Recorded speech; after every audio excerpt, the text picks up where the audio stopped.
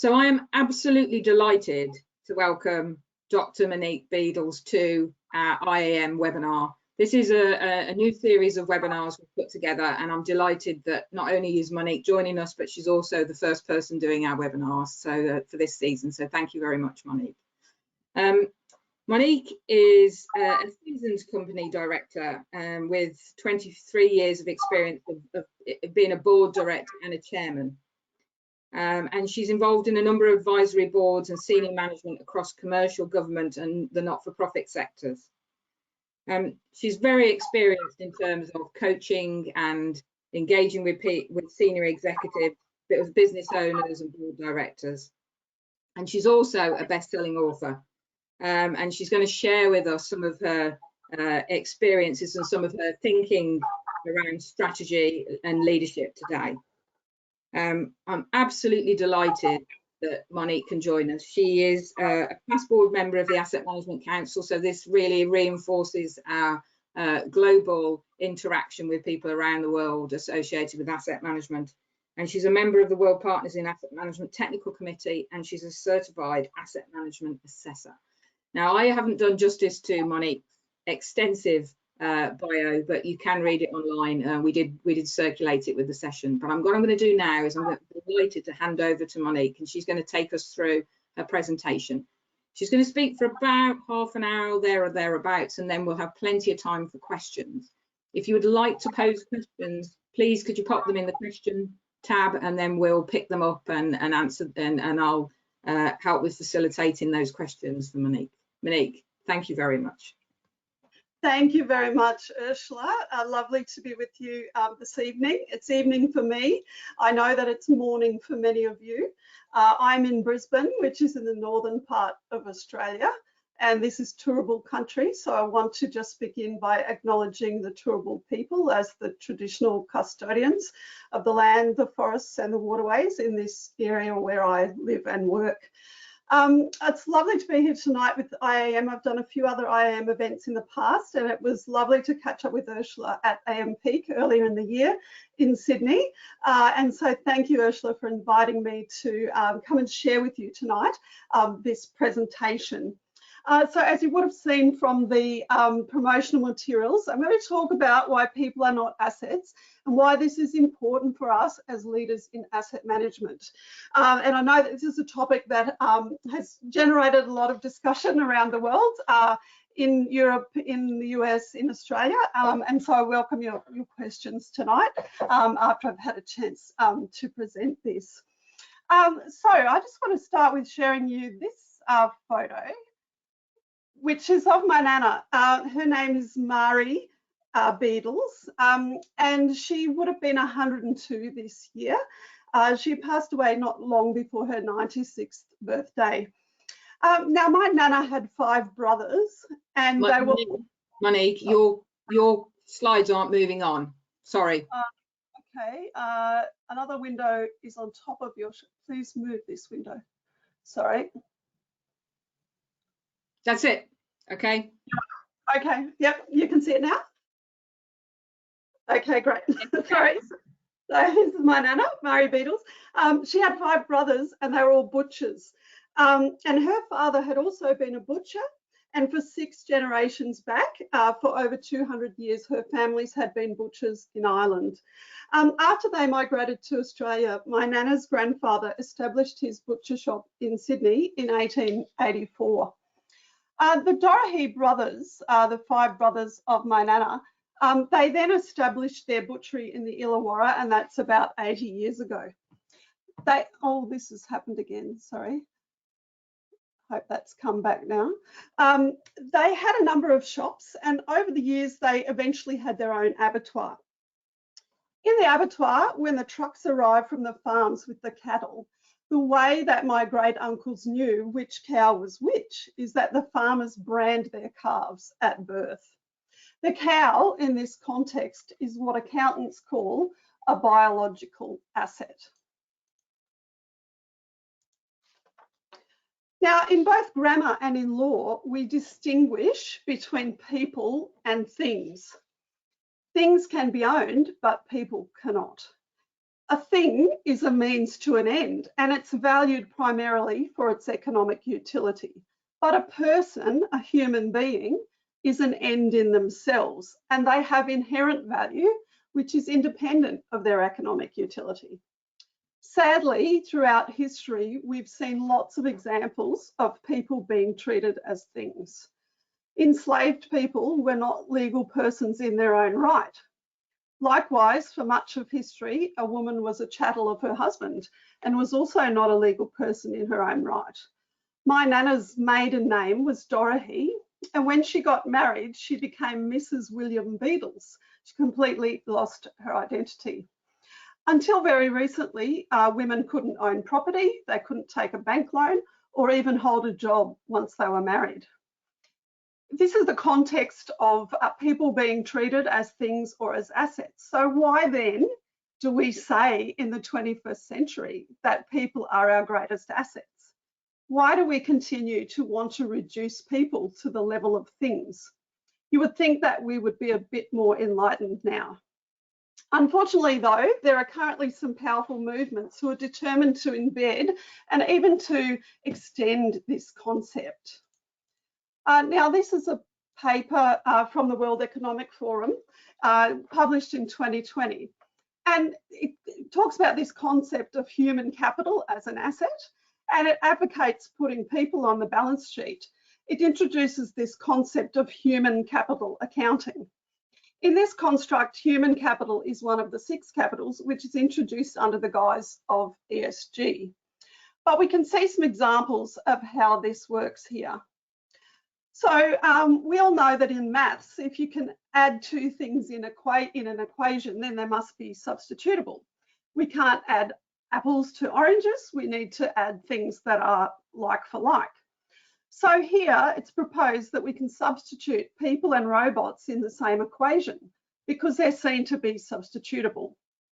Apparently, this should recognise people's value to the company, but will they really feel valued? Part of the flaw in the 6 capitals is that it gives primacy to financial capital, whereas in asset management, and as we see in the ISO 55001, we recognise that value can be financial or non-financial, and that it can be tangible or intangible. So I think it's important for us to realise and to recognise that people are not capital. The framers of the paper that underpins the 6 capitals concept recognised that the term human capital is pejorative, and indeed that a company cannot recognise people as assets on their balance sheet because people legally can't be owned. But the accountants authoring this concept thought that since we're already using these terms for finance, for things like money and cows, then wouldn't it just be easier to use the same terms and to try to squeeze people into a framework that was meant for things, rather than to treat them as human beings? So there's an alternate view that instead of giving primacy to financial capital, we should instead give primacy to human rights, and that we should also introduce the concept of the rights of nature. Because human capital, there's also the concept of natural capital, which is equally problematic because, again, it sees nature or our environment as there only to generate commercial outputs rather than seeing its inherent value. So in some countries, they are beginning to give legal rights to elements of the environment, for example, trees or the ocean. And that's an opposing point of view, or it's an alternative way to think about how we can value people and value the environment rather than reducing them to a dollar figure or looking at them only from a commercial perspective. So if people are not capital, then people are also not resources. And some companies have moved away from using the term HR to mean human resources because they realise that it's demeaning, but they still refer to people as resources, and let's face it, not much has really changed. Some companies have even shifted from human resources to human capital, and I don't think that's really an improvement. The original term was in fact human relations, and I think that that was probably a better terminology when we think about what we really need to be undertaking when it comes to relationships and networks between people. So we recently, obviously, we've been hearing a lot of harrowing stories about the situation in Ukraine. And I read one story recently about a young girl who had fled Ukraine, and she had made her way to Australia as a refugee.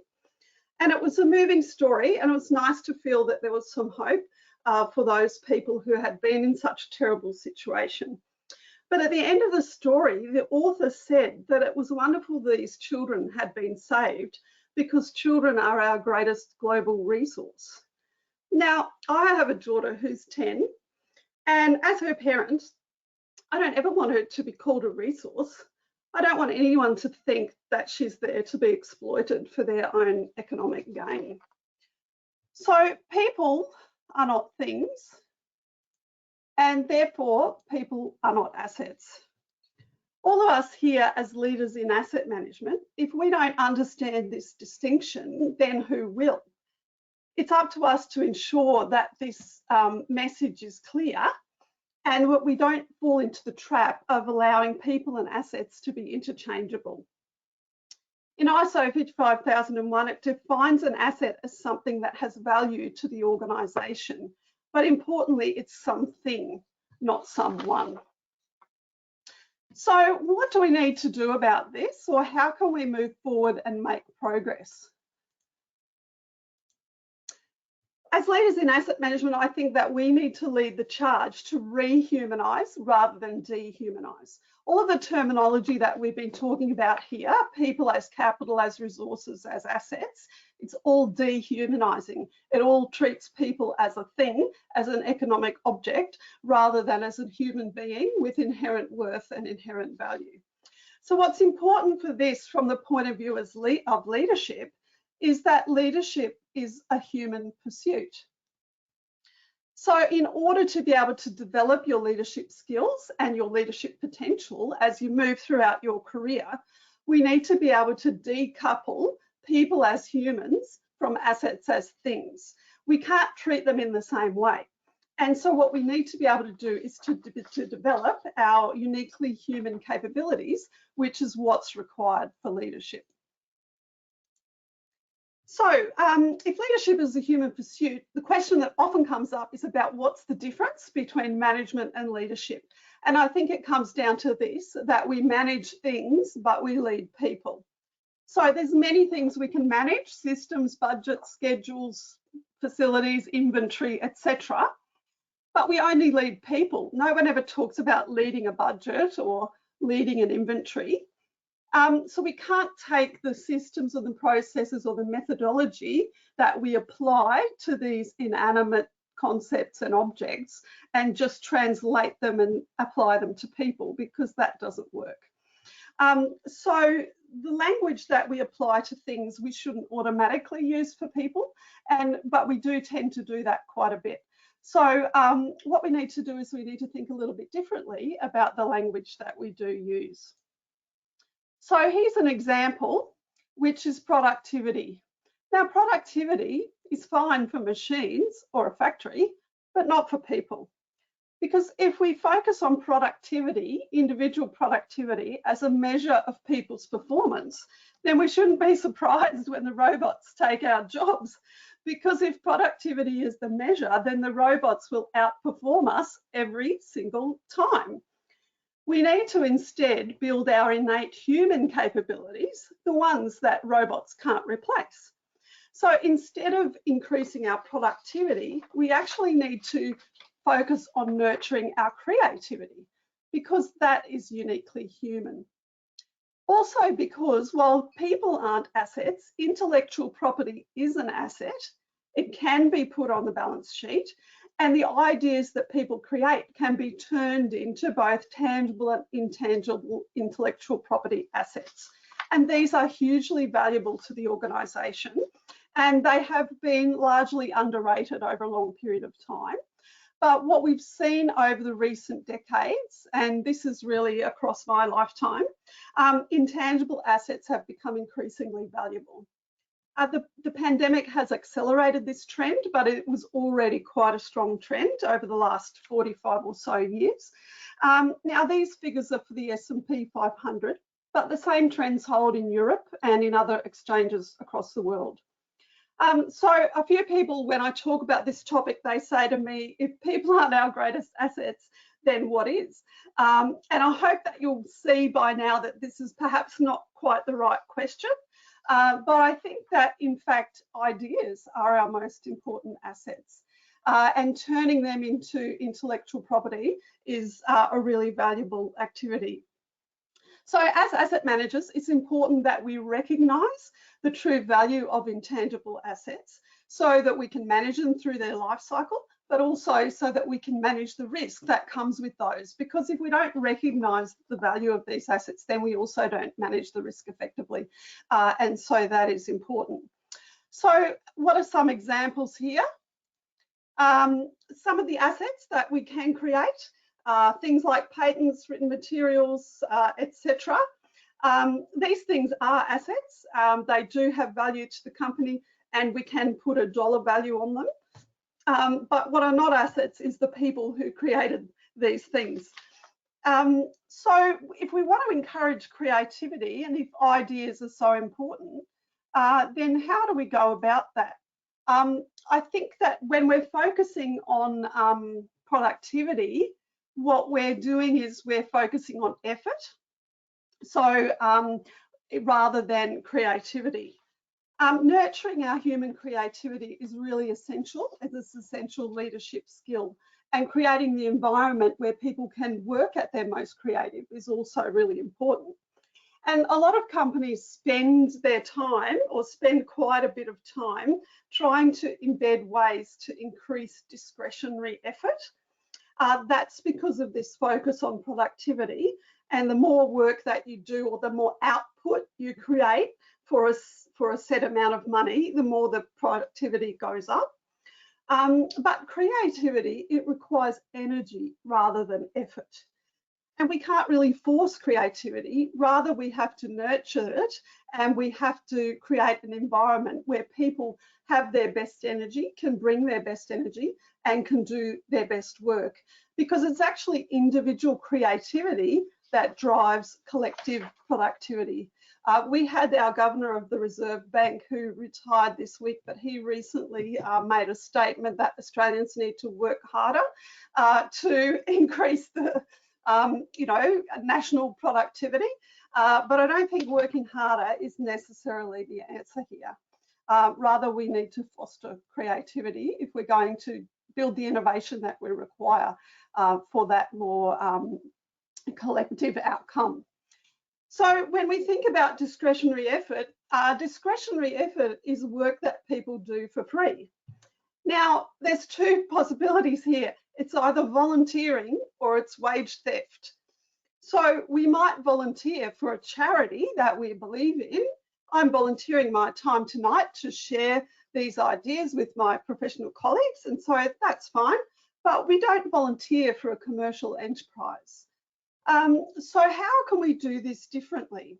How can we make progress? There's a lot of ways that dehumanisation is embedded in our corporate language and our corporate practices. So what are some of the things that we could do, or some of the skills that we need to learn if we're going to get better at this? So again, to reiterate that leadership is a human pursuit. So we need to recognise this first and foremost so that we can then look at what are the skills we need to develop. Now, my recent book, Leadership Assets, I outlined 3 types of capabilities that are essential for leaders in asset management. I'm just going to touch on these in terms of those capabilities that we need in order to be good leaders.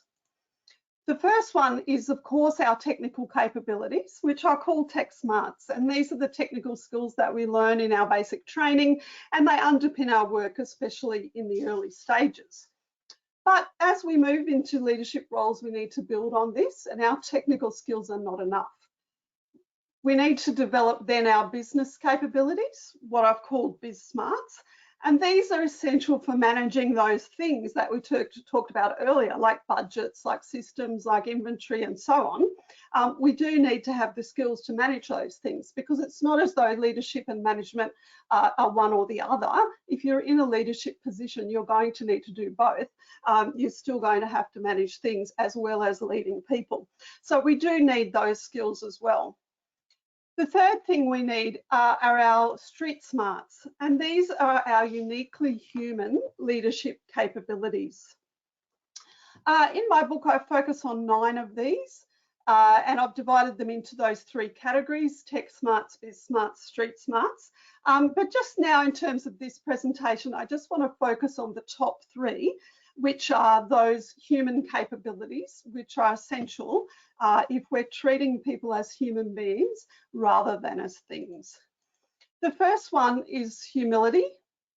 Now, this is about identifying priorities, but when we're dealing with stakeholders, it's their priorities, not yours.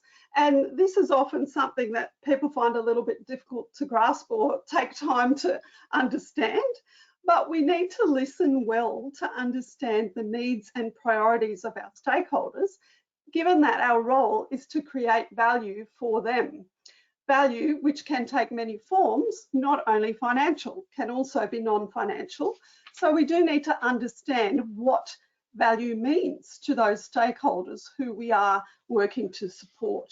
And it does take some humility to do that, to understand that we don't have all the answers and that we need to listen to understand other people's perspectives. The second one is empathy. Now, human beings thrive on connection. It's required for our survival. And I think probably a lot of you are familiar with Maslow's hierarchy of needs, and it sort of puts food and shelter at the base. There's some more recent research that actually shows that our social connection to other human beings is more important than food or water, and that actually comes first before those. So acting with empathy is essential to developing these human connections that are necessary for effective leadership. And the third one is integrity. Now, integrity is how we create meaning. It's about developing deep, trusting relationships, which are nurtured through demonstrating integrity, which relies on us doing what we say we will do. And essentially it means that others will trust us and that we are able to take on a position of trust, which when you get into senior leadership roles is fundamentally what you're doing. You're acting on someone else's behalf. Certainly in my experience in boards, that's exactly what you're doing. You're there to oversee and govern the organisation on behalf of its owners. And so therefore you're in a position of trust, acting in the best interests of another party or the best interests of the corporation, as we say it in our Corporations Act in Australia, rather than in your own best interests. So these are essential skills that we need over and above our technical skills and our business skills in order to be effective leaders. Fundamentally, making meaning is what makes us human. And it's the difference between people and assets. It's essentially what separates us from the robots. So I have now here a challenge for you. And this is some words to stop using in your language in relation to people. I think as leaders, we need to drop these from our vocabulary and we need to think about the alternatives. So the first one is productivity in relation to people. It's fine to use it in relation to machinery or production plant or other types of inanimate systems, but not for individuals in terms of their work. There's better things we can talk about. Human resources. So we should also stop using this for the reasons that I've outlined earlier. We should stop using human capital, also as I've described earlier, and we should stop focusing on discretionary effort. We should instead be thinking about how can we provide a good working environment for people to do their best work. And finally, we should stop talking about people as assets. because I think we can do better. So what are the alternatives? If we think about how we talk about things versus how we talk about people. So the first one, productivity. Instead, we should talk about creativity. And we should be creating an environment that nurtures and fosters creativity so that people can do innovative thinking work that is uniquely human and that can't be replaced by robots or machines. Secondly, instead of resources and people as resources, we should be focusing on resilience, because resources, that is extractive. Resources is all about what we can get from that resource, whereas resilience is generative. So that means how can we nurture and strengthen people's resilience so that, again, they can do their best work. If we just see people as something to be exploited and we just pull everything out of them till there's nothing left, then that is not sustainable. Instead of capital, when we think about people, we need to be focusing on community, because this is essential to our survival as a human race. So how we build community rather than how we simply build capital is essential, again, in terms of leadership decision making. Instead of effort, we need to focus on energy, because people will do better work when they're energized, when they are refreshed, when they get good sleep, good nutrition, when their well-being is taken care of, and when they're in an environment where they feel safe, and then they can put all of their energy into doing their best work. The number of hours that you spend is less important than the energy that you bring to your work. And finally, instead of assets, let's do something radical and call people human beings. So look, I challenge you to just review your language, review your documentation, and check yourself before you use these terms next time, and think about what the implications might be for that, and how we might be able to improve what we do. Because imagine what we could do if we all were able to bring our best energy as a community together to be resilient and creative. I think there's a lot that we could accomplish. So look, I'm happy to share with you here my paper on this topic, which I did present at the AMPEAK in 2022. So if you'd like to download that paper, just use the QR code, or you can go to that URL there too. Feel free to download that if you'd like to read about this further. And I'm always happy to chat with people on these topics. And I'm happy to take any questions that people might have now. So thanks, Ursula.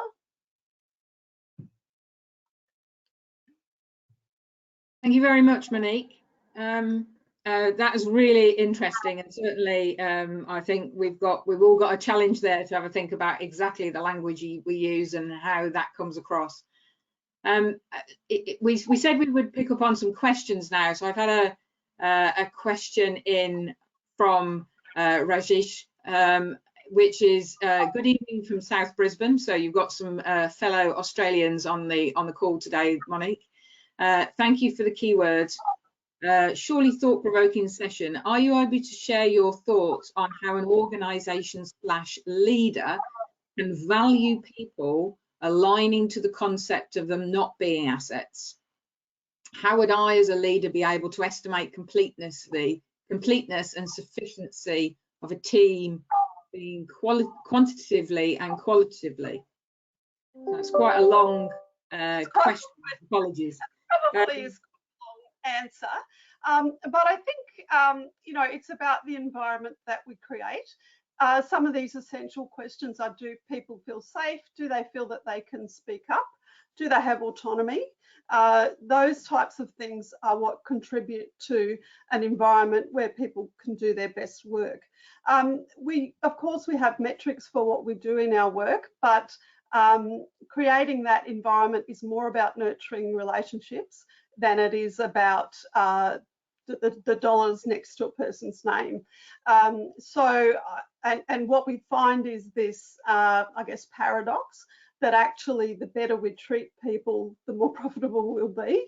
Whereas there's this sometimes flawed perception that if we work people harder, we'll make more money. But in fact, the evidence doesn't show that. Yeah, there's probably a lot to your question there that I could go into in greater depth at a later time, but we probably don't have enough time to answer it at length right now. Thank you for that, Monique. We've had another question in from Ashley Barrett, and it's around the 6 capitals thinking. So how do you think we could influence the 6 capitals thinking? Yeah, I think it's challenging, isn't it? Because it seems to have a life of its own, and it's backed by a lot of quite powerful and influential people, particularly in the World Economic Forum, and also a lot of large global corporations. And part of the challenge, and I think part of the criticism of the 6 capitals, is that the solution being proposed by the very organisations who've created the problem. And so there is a risk of, greenwashing and, social washing that we do have to be aware of. I think the evidence that we can see already is that because it still gives primacy to financial assets, we aren't able to, we will still see people favouring financial returns at the expense of what would be classified as human capital or natural capital. And there's nothing in that framework to prevent that. So I think the things that we want to look towards is, one, fundamentally maintaining human rights, and then thinking about this concept of rights of the natural environment as well.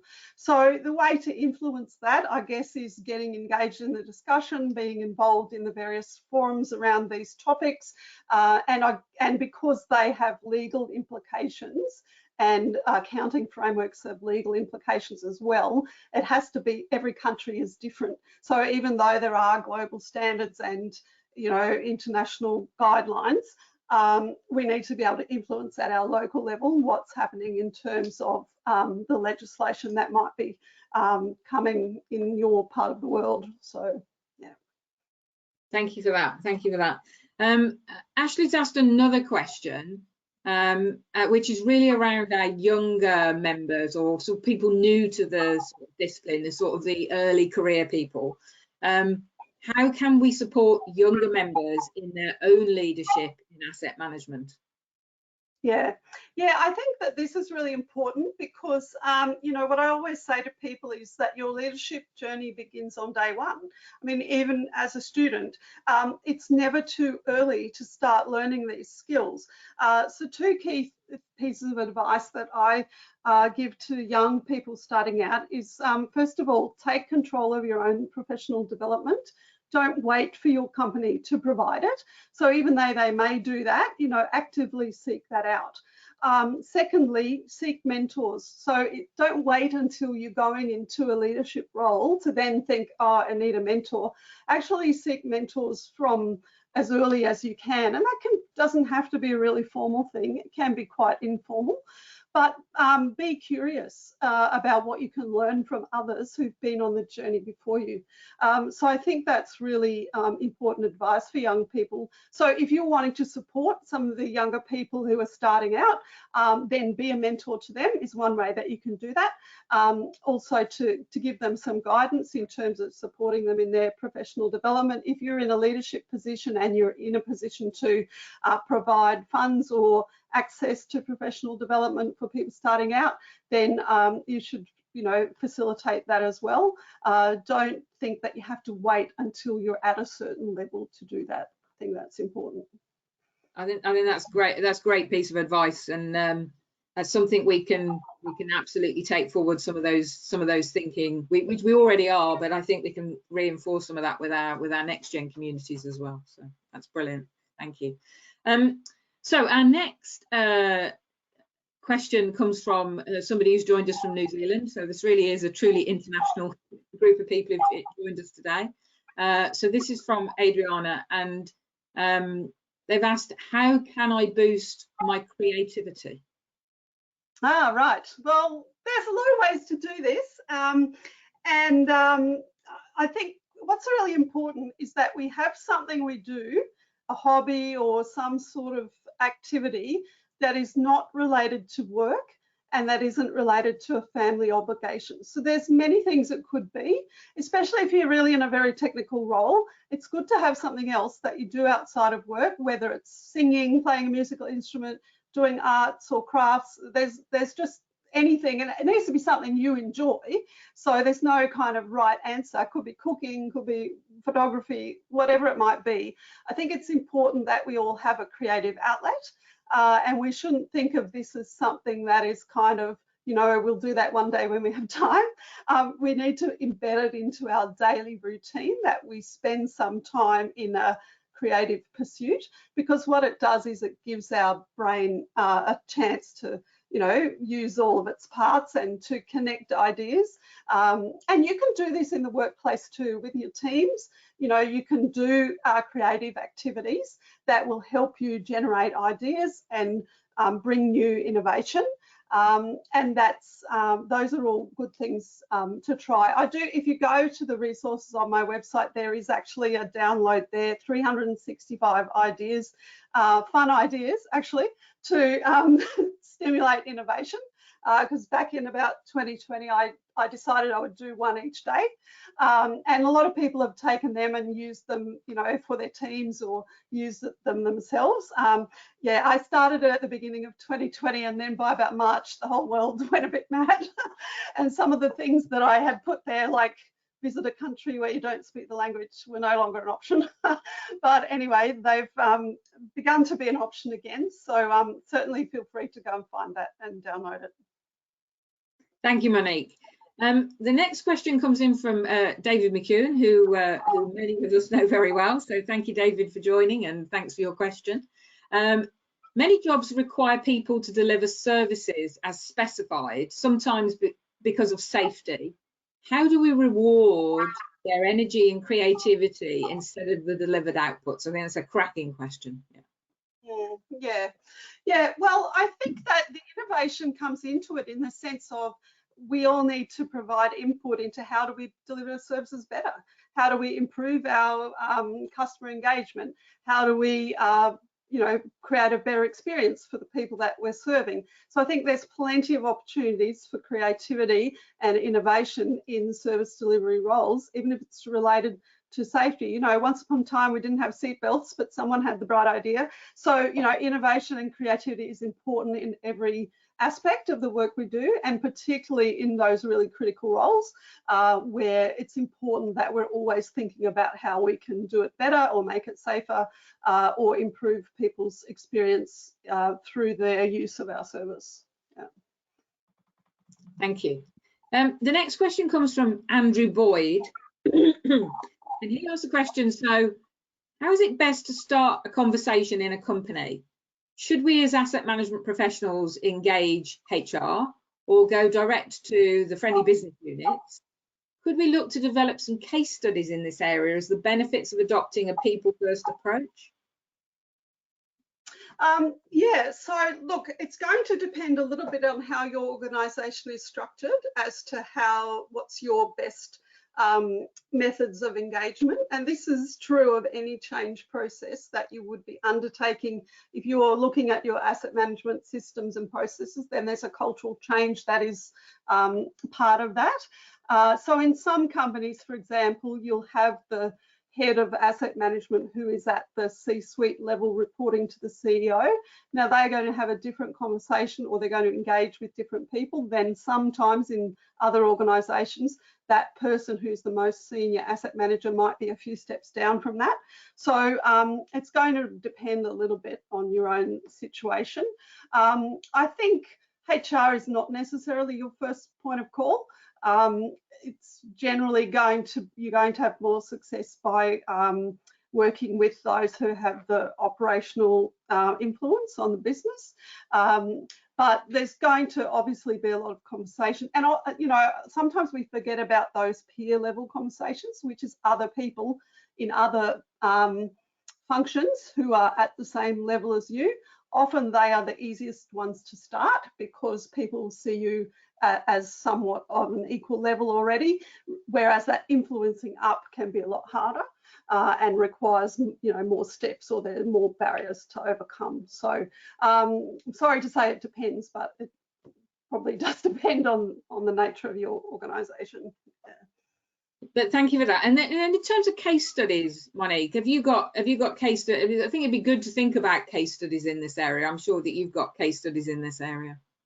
Yes, it would be good to think about that, or to look at. Look, there are examples of where, and I think this is something that people often feel like it's too big of a thing to undertake.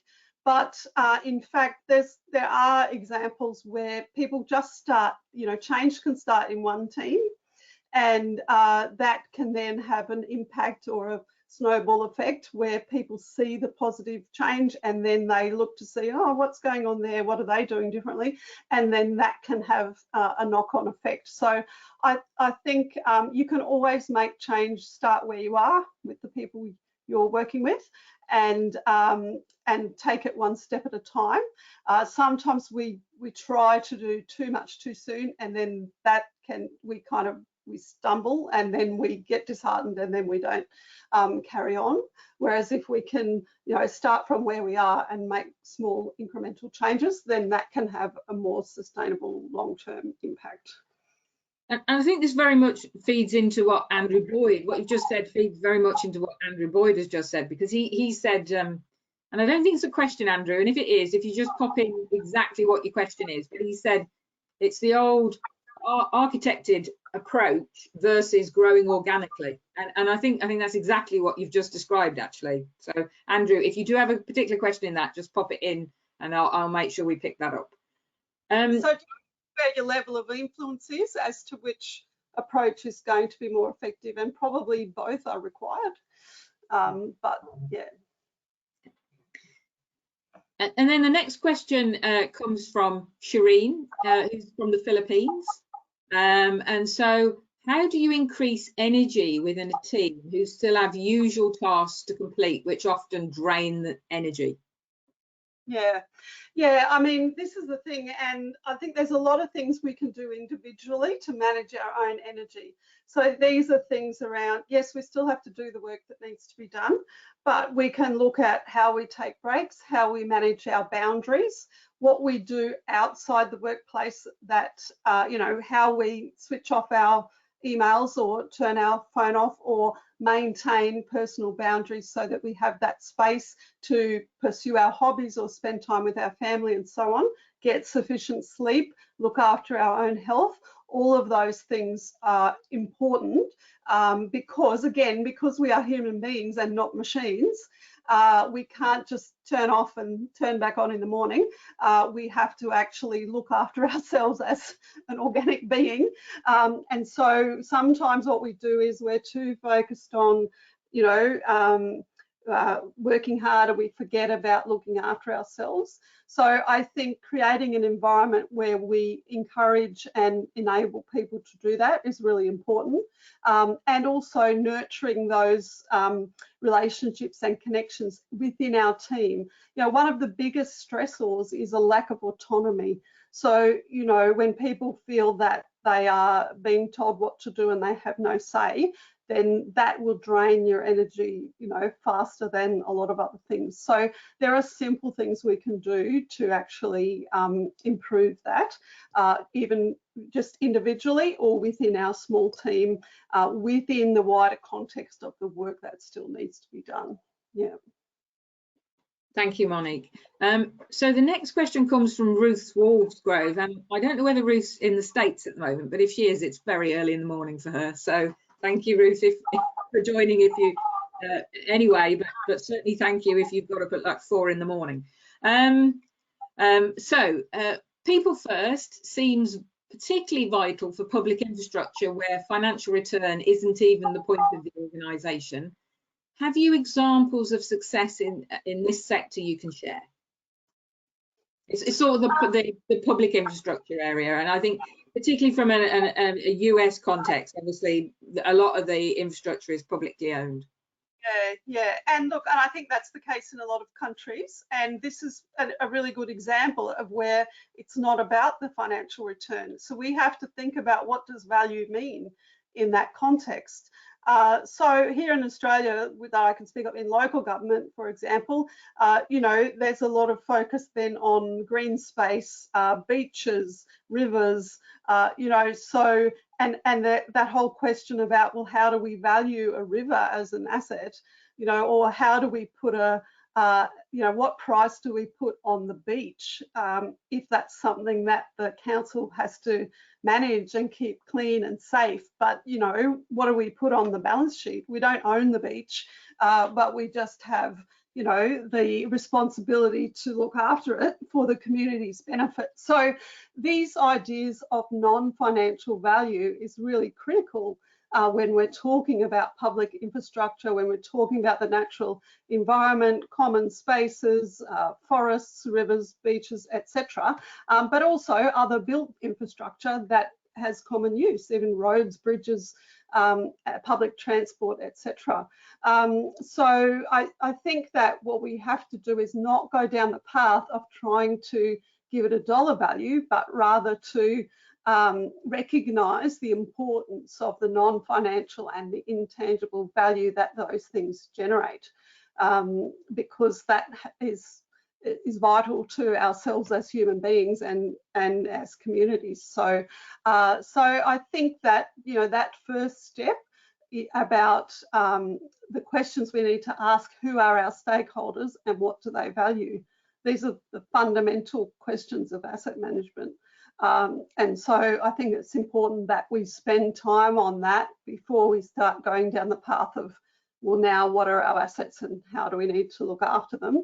Those two quick questions, who are our stakeholders and what do they value, need to be the primary questions that we ask.